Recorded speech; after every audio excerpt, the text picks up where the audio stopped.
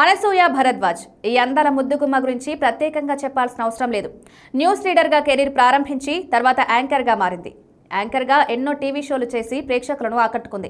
ప్రముఖ TV show Jabardasth ద్వారా అనసూయ బాగా పాపులర్ అయింది. బుల్లితెరకు అందాలు అద్దిన భామ ఎవరు అంటే టక్కున గుర్తొచ్చే పేరు అనసూయ. న్యూస్ రీడర్గా కెరీర్ మొదలుపెట్టి తర్వాత యాంకర్గా మారి మంచి క్రేజ్ సొంతం చేసుకుంది. ముఖ్యంగా జబర్దస్త్ షో అనసూయ క్రేజ్ను విపరీతంగా పెంచేసింది. గ్లామరస్ యాంకర్గా మంచి గుర్తింపు తెచ్చుకున్న అనసూయ సినిమాల్లోనూ తనదైన ముద్ర వేసింది. పలు సినిమాల్లో చిన్న చిన్న పాత్రలు చేసి అలరించింది. ఇక రంగస్థలం సినిమా అనసూయ రేంజ్ను ఒక్కసారిగా మార్చేసింది. ఇప్పుడు వరుసగా సినిమాలు చేస్తూ దూసుకుపోతోంది. విభిన్నమైన పాత్రలు చేస్తూ ప్రేక్షకులను మెప్పిస్తోంది. సోషల్ మీడియాలోనూ యాక్టివ్గా ఉంటూ నెటిజన్స్ ప్రశ్నలకు సమాధానమిస్తూ తనపై వచ్చే ట్రోల్స్ కు స్ట్రాంగ్ కౌంటర్ ఇస్తుంది. తాజాగా అనసూయ పాత ఇంటర్వ్యూ ఒకటి వైరల్గా మారింది. గతంలో ఓ ఇంటర్వ్యూలో అనసూయ మాట్లాడుతూ ఆసక్తికర విషయాలు పంచుకున్నారు.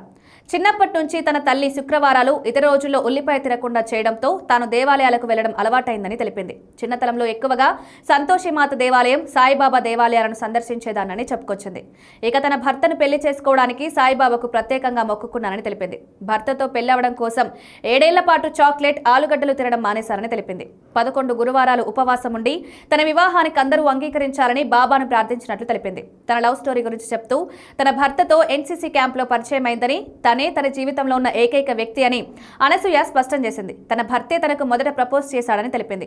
తమ ప్రేమ కథలో ఎంతో మసాలా ఉందని, బయోపిక్ తీసేంత కథ ఉందని నవ్వుతూ చెప్పుకొచ్చింది.